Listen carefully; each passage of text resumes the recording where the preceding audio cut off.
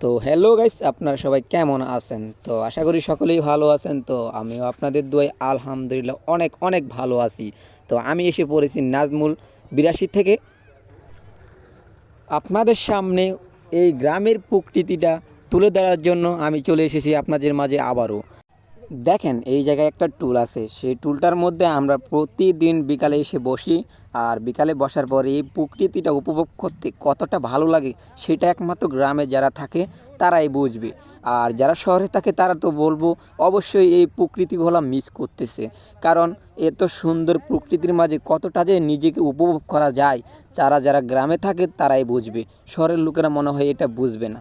তো বাদ দেন ওইসব বিষয়। তো এখন দেখেন এই প্রকৃতিটা কতটা সুন্দর, শুধু এতটুকু উপভোগ করবেন আপনারা সবাই। আর এই জায়গায় রাস্তাটা চকের মাধ্যমে দিয়ে চলে গেছে বরিতলা বাজারে। তো বরিতলা বাজারে যাওয়ার জন্য এই রাস্তাটা পরিপূর্ণ অসাধারণ একটা রাস্তা।